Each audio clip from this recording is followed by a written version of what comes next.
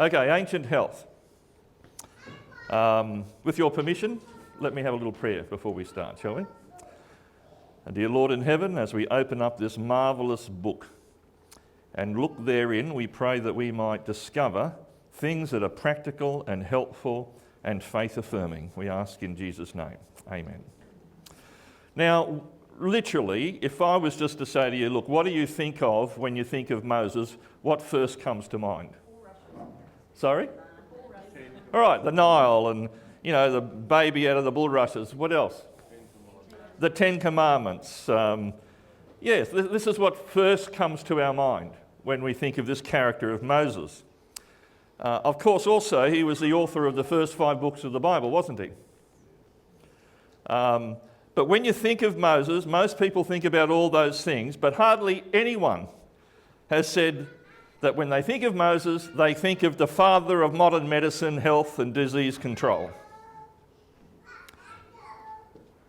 Probably none of us would have guessed Moses would have any relation to that at all. Now, I read an article some years ago. It was called Medical Science and the Law of Moses, published in Frontline magazine back in 2000. And another fascinating article published in 2006, Scientific Foreknowledge and the Medical Acumen of the Bible. Now, in these articles, let me just share with you what this author, Kyle Butt, said. Moses penned the most advanced, flawless medical prescriptions that had ever been recorded. How many of you knew that? In fact, I'll even go as far as to say, to many folk today who profess Christianity, they have almost a negative view of Moses. Some people think, he's just all talking about law and so on, and we're all under grace, and Moses is sort of put down. But Moses is anything but that. The article goes on. Furthermore, every statement that pertained to the health and medical well-being of the Israelite nation recorded by Moses could theoretically still be implemented and be completely in accord with every fact modern medicine has learned in regard to germ spreading, epidemic disease control, communal sanitation, and a host of other medical and scientific discoveries. Now, a lot of these things have only been, discovered in the last couple of 100 years, but this information we're going to share tonight has been around for 3,500 years in a book we call the Bible. In particular in the first 5 books. Now, when you think of anaesthetic, you think, well, we're glad we're in the modern age now, where we've got anaesthetic. But that was preempted a long time ago in the book of Genesis. And you read there, but for Adam, no suitable helper was found, so the Lord God caused the man to fall into a what? Isn't that what anaesthetic does to you? And while he was sleeping, he took one of the man's ribs and then closed up the place with the flesh. What do we call that today? Surgery. Then the Lord made a woman from the rib he had taken out of the man, and he brought her to the man. It's very interesting that this idea of surgery needs a person to be brought into a deep sleep, otherwise they're going to feel some pain. And the idea of anaesthetic wasn't discovered, it was pioneered by Horace Wells, who pioneered its use in dentistry in 1846. Aren't you glad you lived post-1846 when you go to the dentist? I mean, the best they could do prior to that is get you drunk. But in Genesis 2, we have the first anaesthetic and the first surgery. Tell you something else that Moses wrote about, and that's quarantine. We all know about quarantine, don't we? From the COVID epidemic. And Dr. William Weiss, in this article, he says, to show how far Moses was ahead of modern society, we need only to remind ourselves that the word quarantine originated in the 14th century when the Italian ports of Venice and Genoa first refused admission to immigrants who might be harbouring the plague and required them to stay on board for 40 days. So that's where quarantine comes from. 40 days quarantine on the boat. Hence the word quarantine.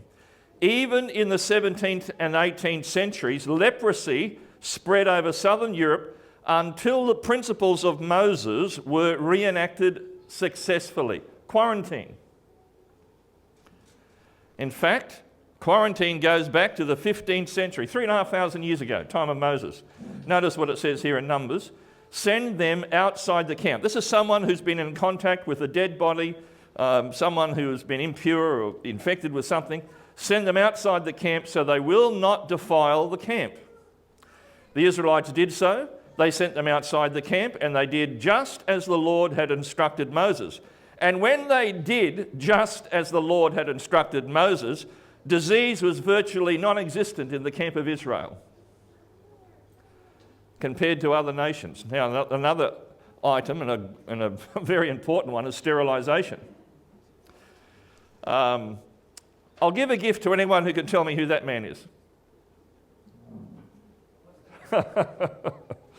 I didn't expect you'd know. Sorry? No. His name is Ignaz Semmelweis. He was called the saviour of mothers, Hungarian physician who was called the father of infection control in the 19th century. He was a young Hungarian medical doctor, and he was appointed back in the 1840s as director of the maternity ward at the Vienna General Hospital in Austria. Now, when he got there, there was a very high mortality rate amongst the mothers in the maternity wards. You know, to go and give birth in a hospital in his day was not something to look forward to. The wards staffed by doctors and medical students had 5 times higher the mortality rate of the ward that was staffed just by the midwives. And in some hospitals, 1 in 4 mothers died of what they call childbed fever. 1 in 4, can you imagine? Just going to give birth.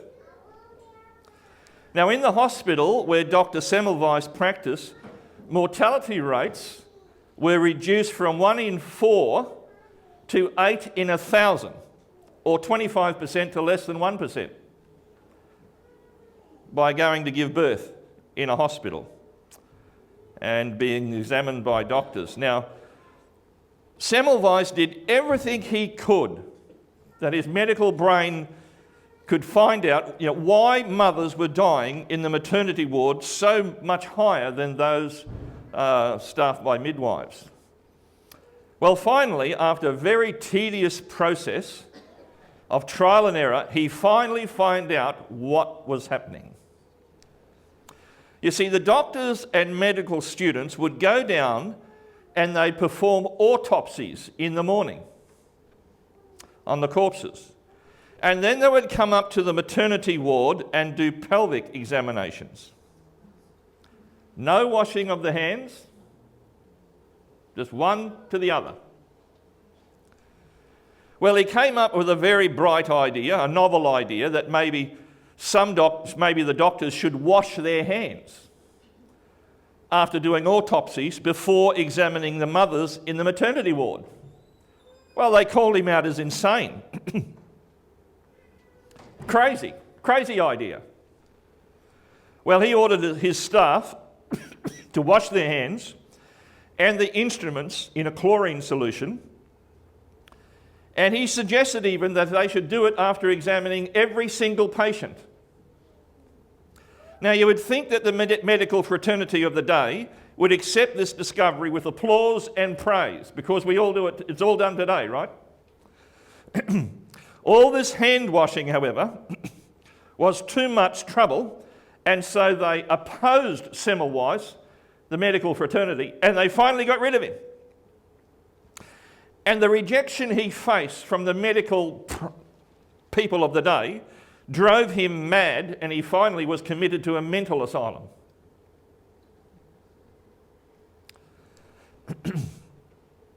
Notice this, 3,500 years ago. Then Eleazar the priest said to the soldiers who had gone into battle, "This is what is required by the law that the Lord gave Moses.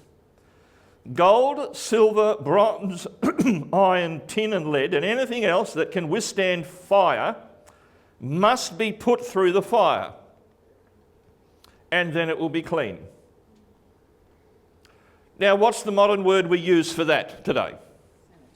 Sterilisation. But then it goes on and it says, "But it must also be purified with the water of cleansing. Whatever cannot withstand the fire must be put through that water. And on the seventh day, you are to wash your clothes, and then you'll be clean. Then you can come into the camp." So if they were out doing battle, there was a strict regimen before those soldiers could come back into the camp of Israel. All their implements of war had to be put through the fire and washed with water. And they themselves had to be washed, and all their clothes had to be washed. And they couldn't come in straight in, they had to wait 7 days, and then they could come in. What do we call that today? Sterilisation. To stop the spread of infectious disease. You know, this is just not Moses trying to be, a bit absurd. This is a loving God protecting the lives of his people from epidemics and outbreaks of disease.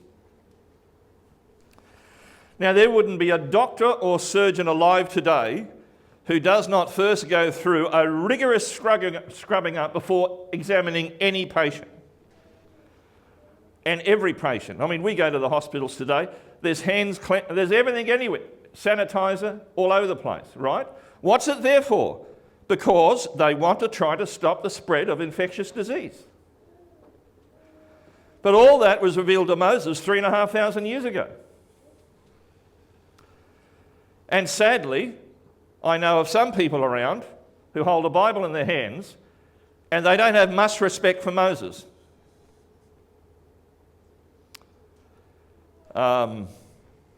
Joseph Lord Lister, the father of modern surgery, said, "Without Semmelweis, my achievements would be nothing. To this great son of Hungary, surgery owes much." I'll read you something else from Moses in the book of Leviticus, 15th century BC. "A clay pot that a man touches," that is, if he's been in touch with a dead body or a corpse or something like this, "a clay pot that the man touches must be broken," that is, destroyed. "But any wooden article is to be rinsed with" what? So if someone's been, a risk of being in contact with something that could spread an infectious disease, if it's clay, you destroy it, that's it, finished. But if it's wood, just wash it in water and it's all good. Where did Moses get that knowledge from? By the way, let's bring something practical. Which cutting board is the healthiest to use, wood or plastic? Why? Why? Some say wood. Anyone say plastic? Well, okay, come on, don't be, Well, let me just show you. This is the Healthy Home Economist. The best cutting boards. Is it plastic? Is plastic really better than wood? Notice what this article says. "Plastic has long been considered superior to wood, and people have generally preferred this type of material in the name of food safety.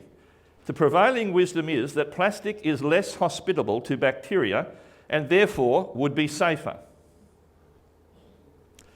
Research simply does not bear this out in practice. As it turns out, wood is much less likely to harbour pathogenic bacteria than plastic. The research was conducted by food microbiologists at the College of Agricultural and Life Sciences, and they discovered that wood somehow killed bacteria that plastic did not. The manner in which the bacteria perished on the wood but not on the plastic is not known. Well, probably more research may find that out. The scientists found that 3 minutes after contaminating a wooden cutting board, 99.9% of pathogenic bacteria had died, while none of the bacteria died on plastic. In addition, bacteria held at room temperature overnight on a plastic cutting board increased in number, but the researchers could not find any bacteria present on wood treated in exactly the same manner. Isn't that interesting? Why am I telling you that? Because 3,500 years ago, Moses wrote under the inspiration of his God, if there's any bacteria by touching corpses or this or that, or any bacteria, then if it's a clay pot, destroy it, get rid of it. If it's wood, wash it with water and it's all good. How did Moses know about this bacteria business? Well, I think someone else knew. Now, by the way, I'm not telling you rush home and throw out all your plastic cutting boards, even though we have in our household. Well, I found this out. No, we use wood all the time. In other words, modern medicine has just caught up with the advanced health knowledge that Moses knew 3,500 years ago.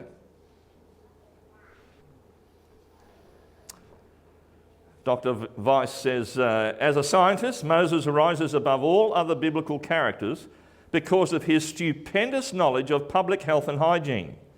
The safeguarding of the people of Israel under the difficulties encountered should perhaps rank as the greatest achievement in all medical history.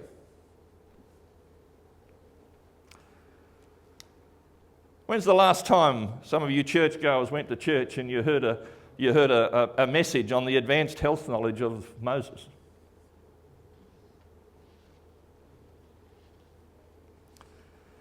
The author goes on, the medical knowledge imparted by Moses to the people of Israel stands out as a solitary scientific mountain peak above the barren centuries which had gone before and the period of darkness which followed.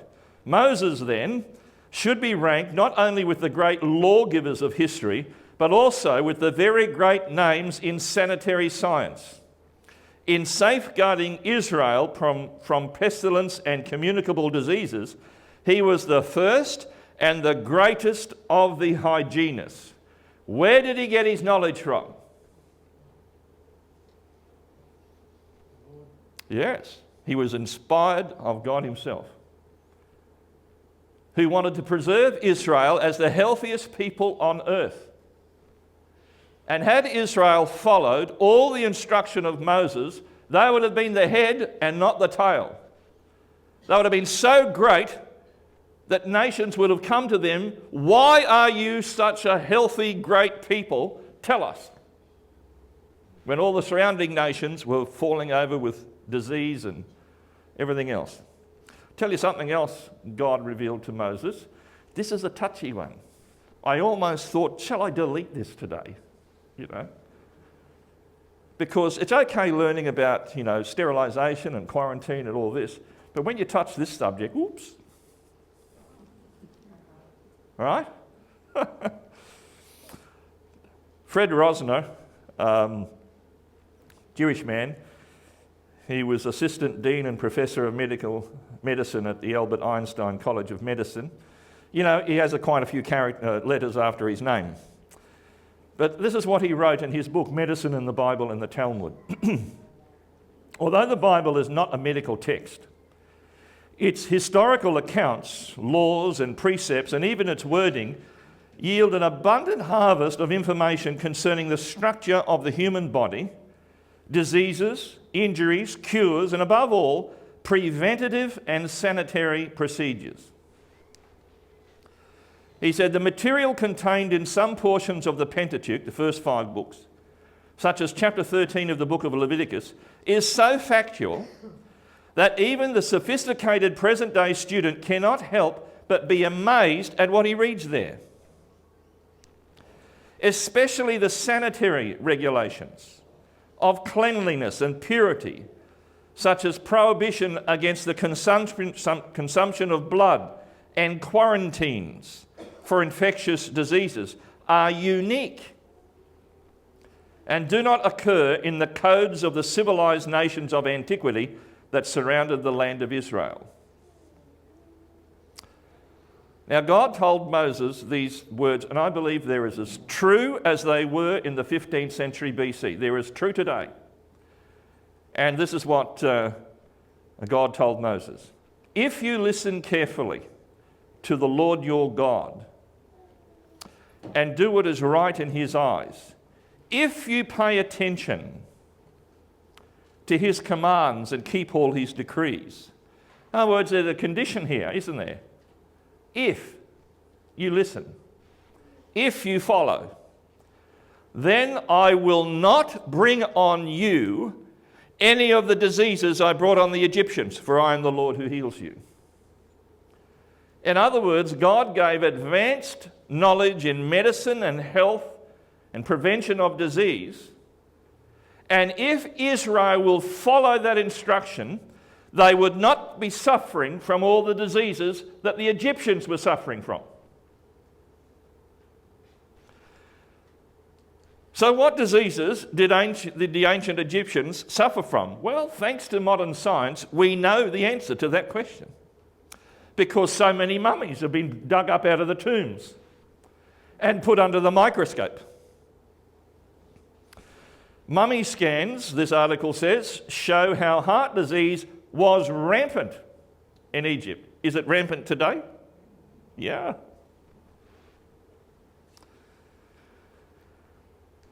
The article said among 22 mummies who received full-body computed tomography scans, 16 had hearts or arteries preserved well enough to study.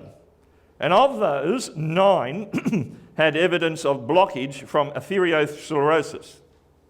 This disease has been around since before the time of Moses, said Randall Thompson, American Heart Institute in Kansas City. What's the number one killer today? Go and Google it if you don't know, but it's been the number one killer for a long time in the Western world. Cardiovascular diseases. Is that so? And it was the number one killer of the Egyptians too. And this is simply a build-up of fatty deposits in the artery walls that restrict the flow of blood. Another article, The Curse of the Mummy's Arteries, 2011.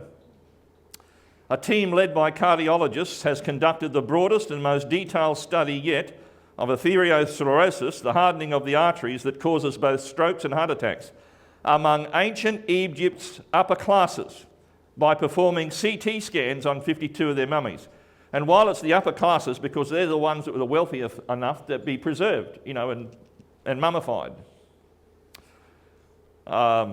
But they did all this research in a study presented at the scientific session of American College of Cardiology today.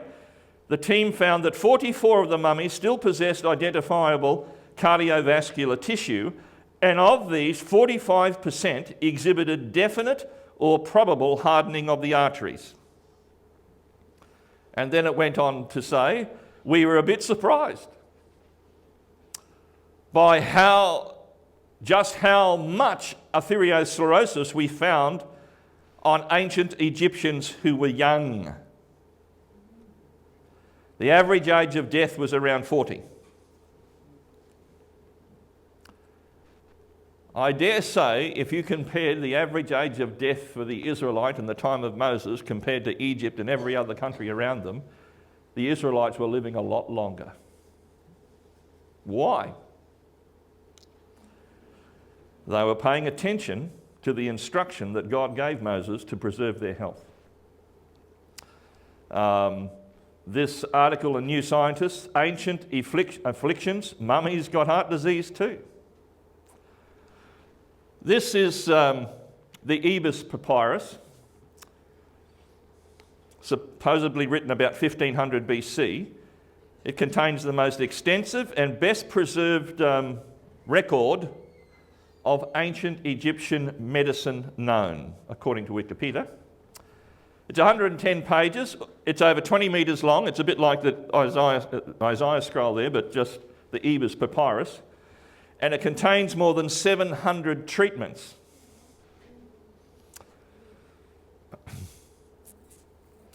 Now, let me share with you a treatment prescribed in this. One large beetle, cut off his head and his 2 wings, warm him, put him into snake fat and apply him. If then you wish to drive it away, then warm his head and his 2 wings, put it into snake fat, warm it and let the man drink the stuff. Bless your heart, castor oil doesn't sound too bad after all. And I notice some of you grey hairs are losing some of your grey hairs. So if you want a cure for baldness, here's one. A concoction of fats from a hippopotamus, a crocodile, a tomcat, a snake, and an ibex. Apply porcupine hair boiled in water to the scalp for 4 days. And consumption of the leg of a female greyhound sautéed in oil with a side of donkey hoof. Now, anyone want to take a photo of that to solve their baldness trouble? And if you had for example, an embedded splinter, you were to apply worm's blood and ass's dung to the splinter. And as a result, problems. This is in the Ebers papyrus, contemporary with Moses, who was writing the health instruction from his God. Now, the Bible says that Moses was taught in all the wisdom of the Egyptians. He would have known about this stuff going on. Various prescriptions from the doctors of Egypt. And what I find amazing is when you read Moses' writings, you won't find in any of the writings of Moses a single one of these bizarre, weird and superstitious beliefs and practices that existed back then. Not one. Yet he lived with all that knowledge around him. But none of it made it into the first 5 books that contained other health knowledge. Something else that Moses wrote about was the consumption of fat. Say to the Israelites, don't eat any of the fat of cattle, sheep or goats. Don't eat any of it. Why not? What do we know about eating high-fat foods today? What's it going to do? Atherosclerosis, is that right? Fatty deposits. Now, I got a book at home and I love this guy. His name is Dr. Michael Greger. And he wrote a book, How Not to Die. Well, it perked my interest. We've read the book. My wife is in health and nutrition and so on. So, it's wonderful. By the way, you can look him up. He's a practical guy. He's not a weirdo. A good doctor. And he puts out, you can subscribe and you get little health snippets that come along from Dr. Michael Greger. So he's a very good practitioner. He wrote in his book, The 3 Boosters of Bad Cholesterol, the number 1 risk factor for our number 1 killer, heart disease, all stem from eating animal products and processed junk. Yes? By the way, after just one high-fat meal, so go and enjoy a good healthy serving of fish and chips, and they'll take a blood straight away, just minutes after you've eaten it, and it will look like that on the right. See this cloudy stuff here? But if you eat, your fruits and vegetables and so forth, your blood is clean. Blood cells become spiky. And when they're like that, flowing through your arteries, they're doing damage. Now, look, you know. If that's all you do once a month, it's probably not going to kill you. But the trouble is, in the West, we don't do this once a month, we do it 3 times a day. With all the hidden fats and so forth like that. And the West really is in trouble. The Western countries are in big trouble when it comes to health. Don't you agree? Australia is. America. Europe. In fact, one article said the average meat-eating person eats 7,000 animals in their lifetime. 11 cows, 27 pigs, a couple of thousand chooks, 80 turkeys, that must be American, 30 sheep, 4,500 fish. That is a lot of fat. I remember my stepfather, he was a publican, he managed a hotel in the Emerald Star Hotel in central Queensland. And I remember going in for dinner in a formal restaurant they had there when I was younger, and I would love eating a T-bone steak. And it had a great big thick thing of what? Down the side? Fat. The T-bone in the middle. And then the pork crackling. And all this sort of stuff. And what that is doing is putting these deposits in your arteries. You know, in Las Vegas, they're crazy Americans. Aussies are not crazy, are we? No. But in America, you can go to Las Vegas and go to this restaurant. It's called the Heart Attack Grill. And it says in the front, if you're over 350 pounds, you eat for nothing. And then you get inside and have a look at the men. By the way, they have an ambulance parked outside in case you need it. There's a sign around here, this establishment is bad for your health. And when you get in and have a look at the menu, there you have the butterfat shake, the coronary dog, the double bypass burger, the triple bypass burger, and then the piece de resistance, the quadruple bypass burger. All served to you by a nurse with an emergency kit. Here you go, here's the triple bypass burger. But they even come out with the octuple bypass burger. And here's a teenager getting stuck right into it. Now, I know that's extreme and a little bit humorous, but that's why we're all falling over like this. The top, in one article I read, that was back 10 years ago, 2013, it changes a little bit, but back in 2013, Australia was the top meat-eating country in the world, in front of the United States. Israel and other countries going on like that.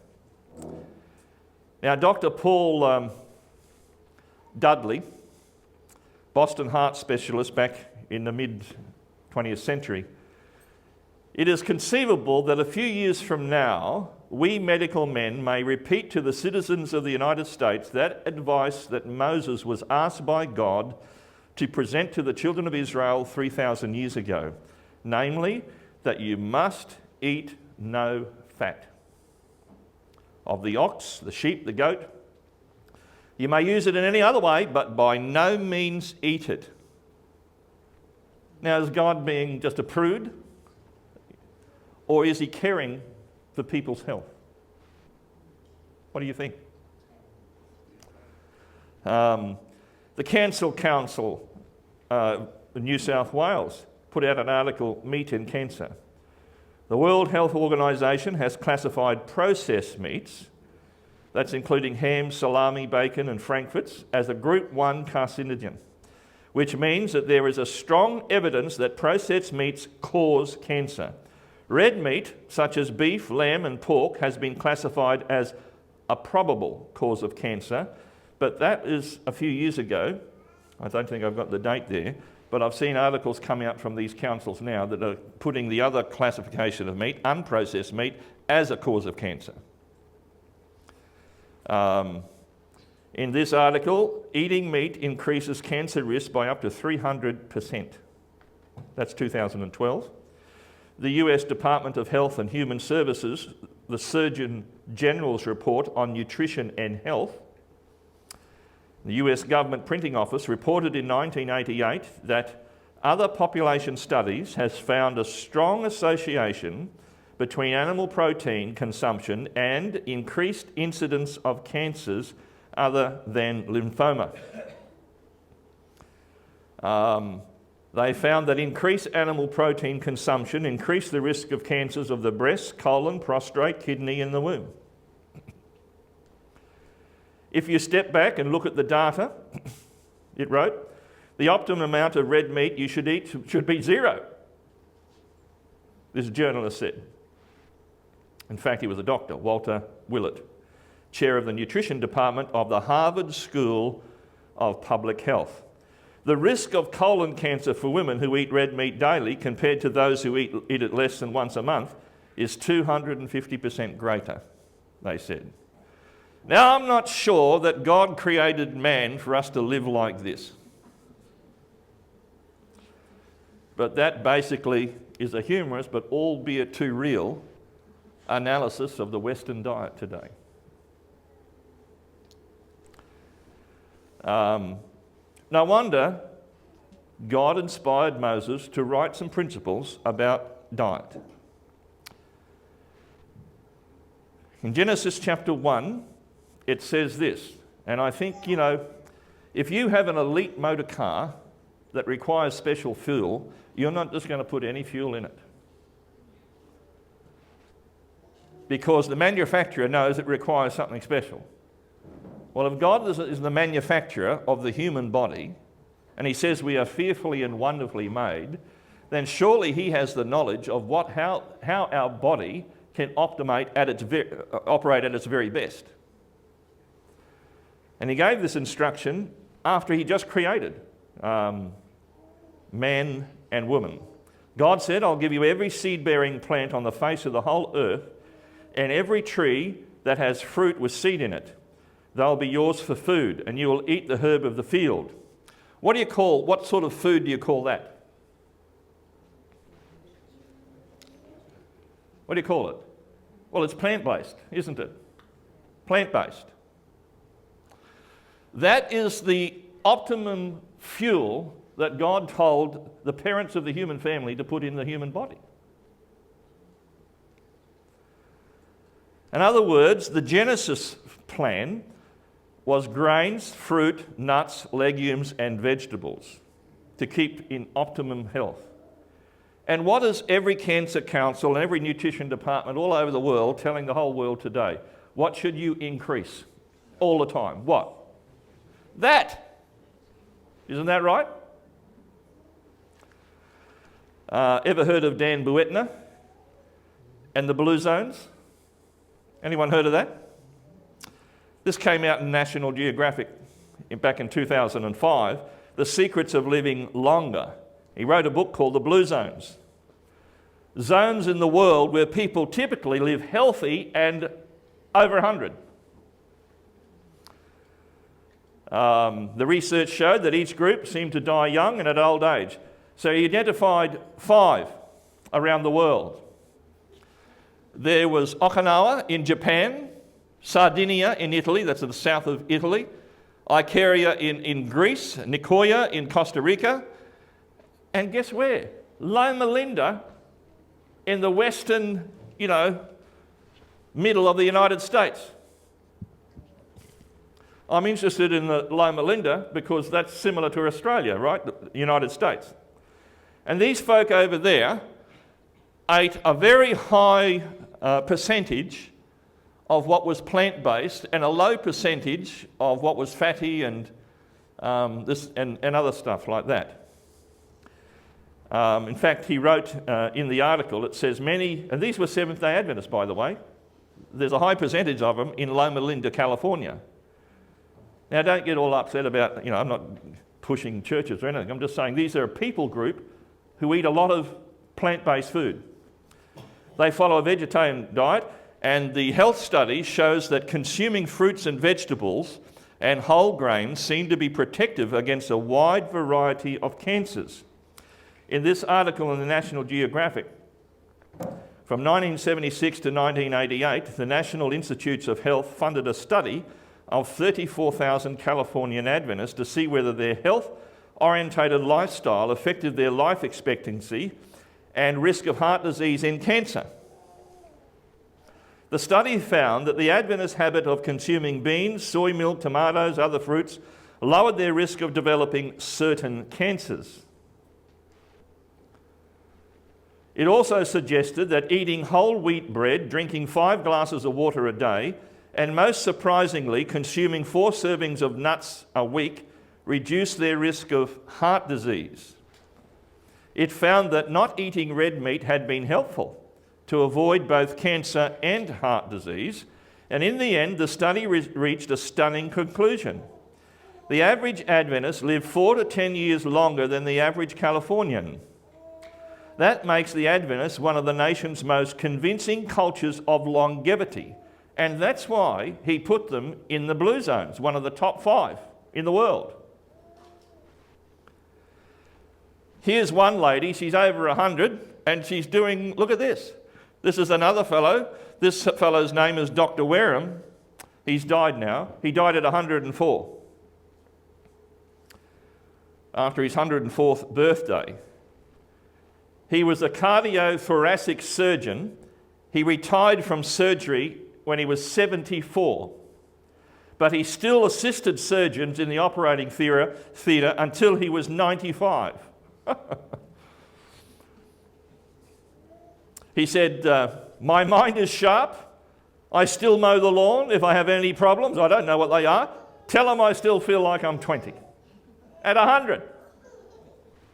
Listen to this from CNN. Volume. They are an inspiration and a mystery. One of the most fascinating slices, we think, of the world's population. People who live to be 100 years or older and yet remain healthy, even vigorous. They're clearly doing something right. But what exactly? Researchers are slowly beginning to unravel why this elite group is off the charts when it comes not just to aging, but aging well, extraordinarily well. National Geographic devotes its cover story this month to the secrets of living longer.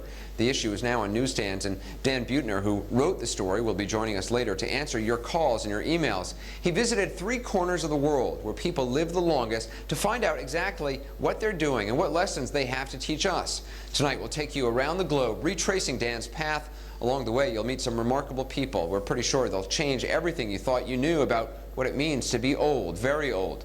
We begin in Loma Linda, California, of all places, home to some of the hardiest people in the United States. Here's CNN's Gary Tuckman. Okay, ready?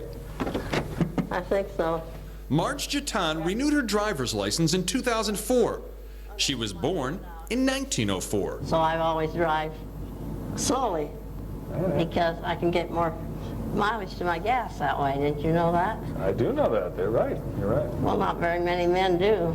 Marge is now 101. Her license expires when she's 104. Are you a good driver? I think I am. Marge also has another set of wheels, a stationary bicycle, which she uses for a daily 8-mile ride, which is then followed by a regimen of weightlifting, usually accompanied by some power walking in her neighborhood in Loma Linda, California. Why do you walk so fast? You're gonna have a tough time having people keep up with you. If somebody rings the bell, you gotta hurry. I've been a nurse for many years. Okay. Marge was married to a doctor for 77 years. James Jatan died 2.5 years ago at age 96. She has 2 children, 4 grandchildren, and 2 great-grandchildren. Marge grew up in Northern California and remembers the great 1906 San Francisco earthquake. I was 2 years old, and I remembered that the water was splashing out of the horse trough and wondered if they'd have anything left to drink. So how is this 101-year-old woman maintain this amazing mental and physical condition? In true righteousness and holiness. Marge Jatan believes faith has much to do with it. I'm a Seventh-day Adventist. What then shall we say, brothers? The Adventists, Christians who observe the Sabbath on Saturday, the seventh day of the week, preach good health. An Adventist is not supposed to drink, smoke, or eat many types of meat. Many Adventists don't eat any meat at all and refrain from coffee and soft drinks. Our bodies are an important part of what it means to be children of God. We only have one while we're here. Now suck it up. Surprise breath and stay surprised. Then my living shall not be in vain. Minnie Iverson Wood is also a Seventh-day Adventist. Suck it. That was a good one. At the age of 97, she teaches voice and piano lessons. If I can help somebody. You're not going to hell. And strictly observes the teachings of her religion.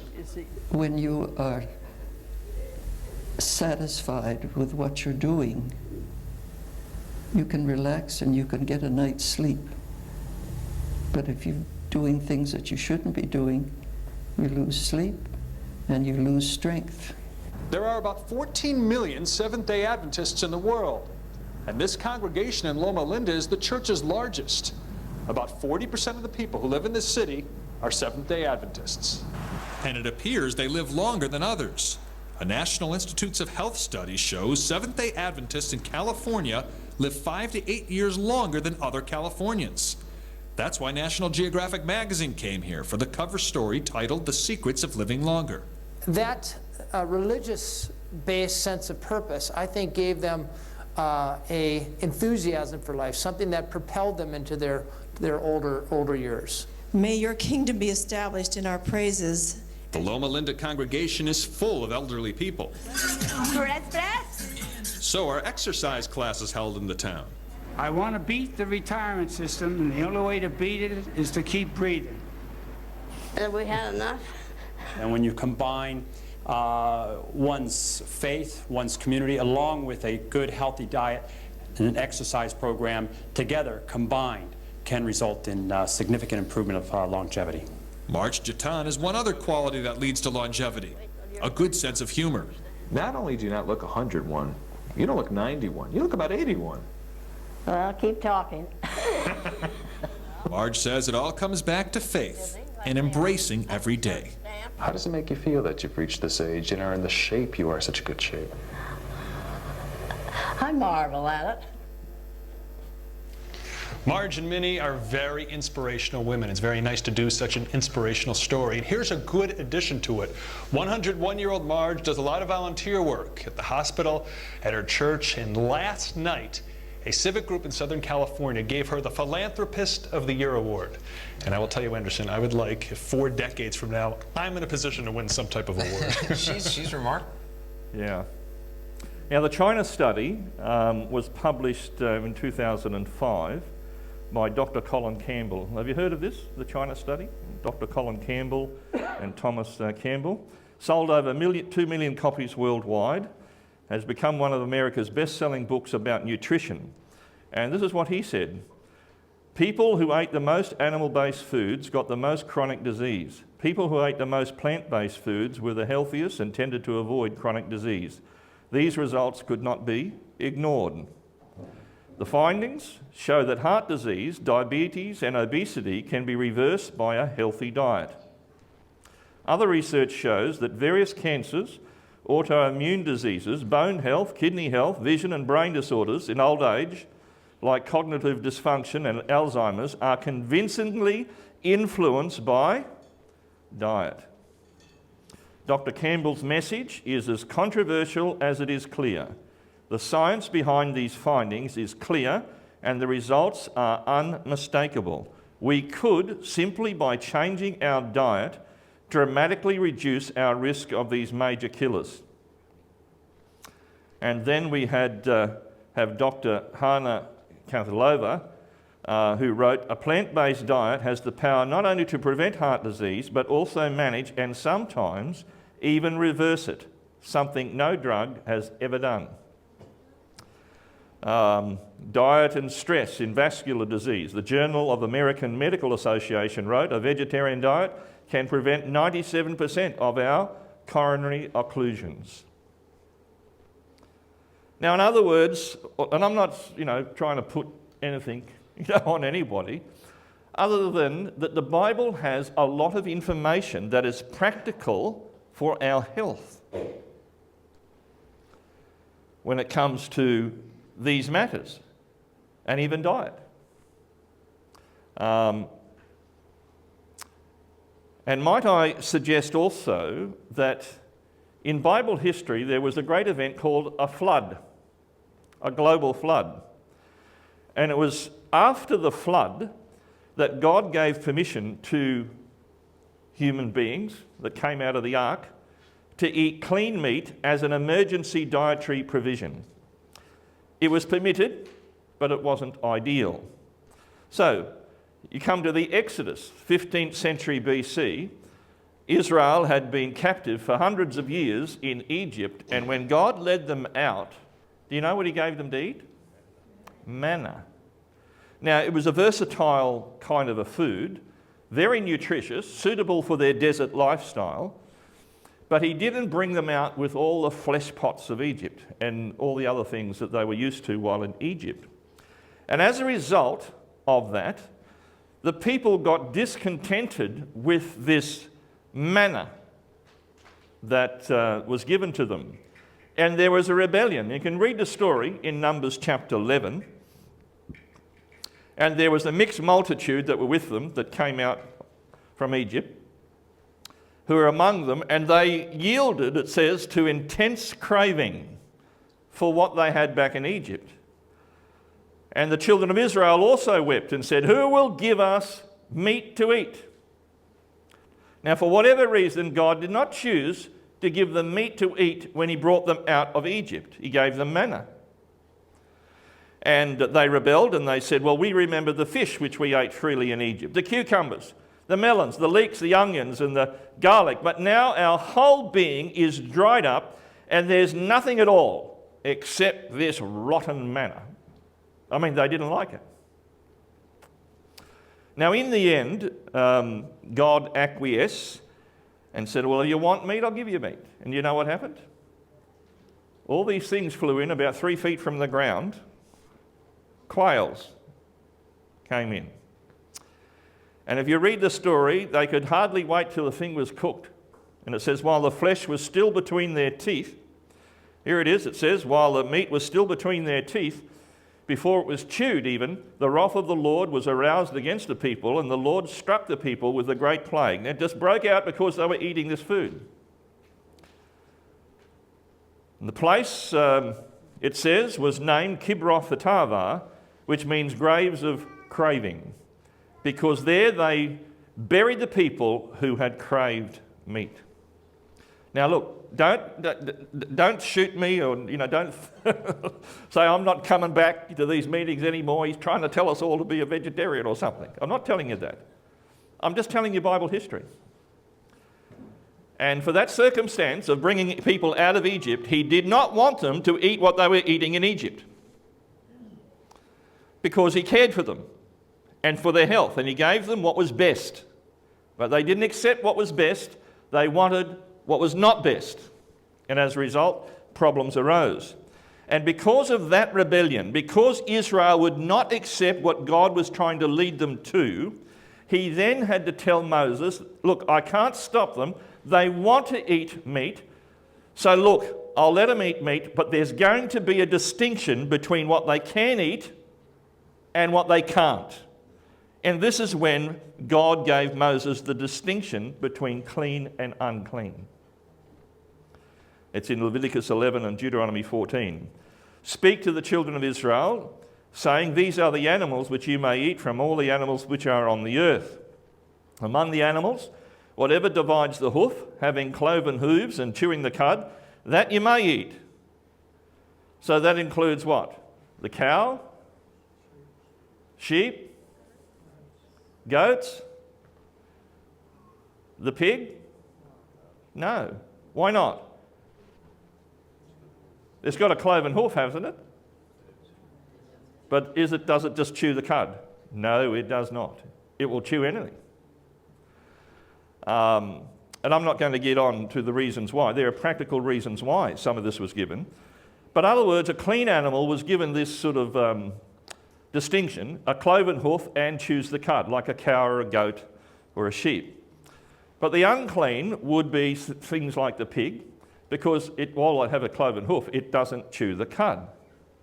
And then these may you eat of all that are in the water, whatever has what? Fins and scales, whether in the seas or in the rivers, that you may eat.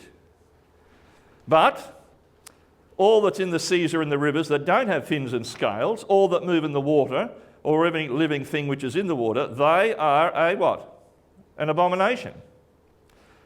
Now, there are reasons for this. Have you heard of disease outbreaks because of shellfish that were contaminated?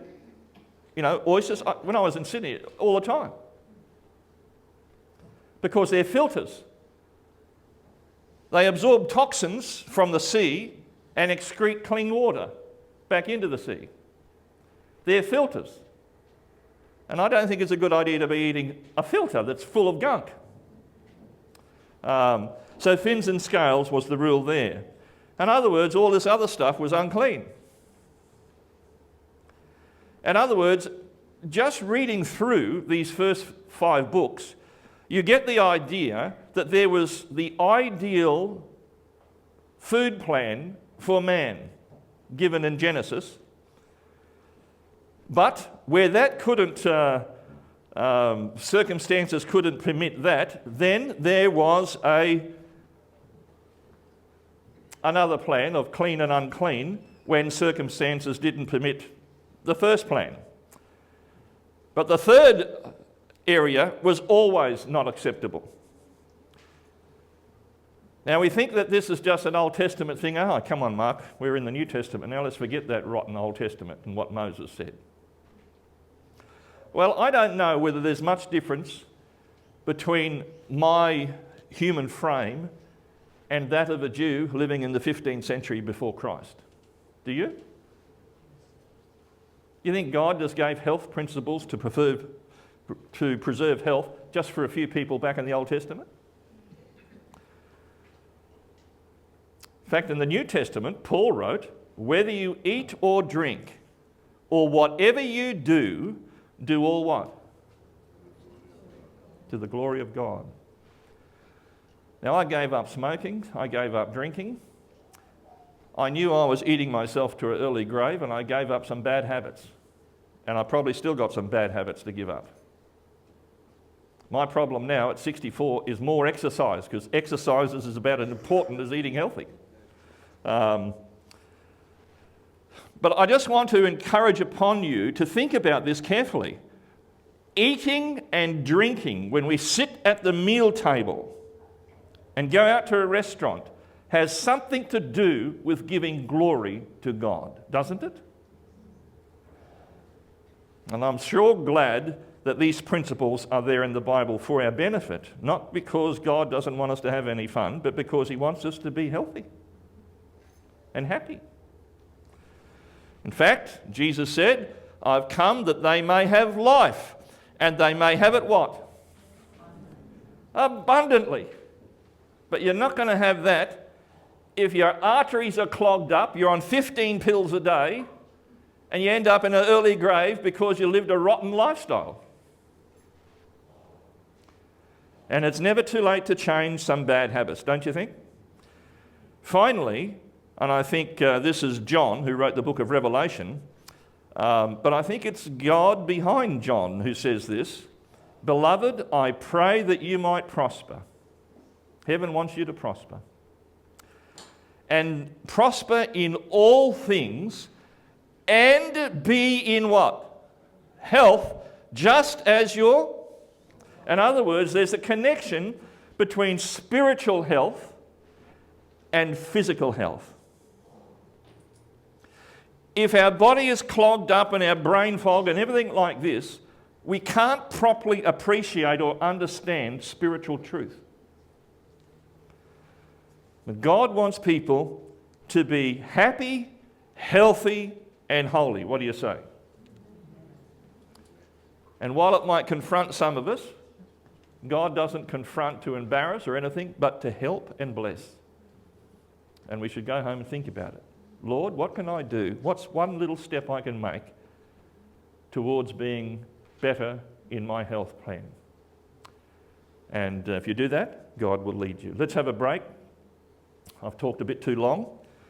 So have a bit of a break, and then we'll get over to Israel and search for the Messiah. Okay?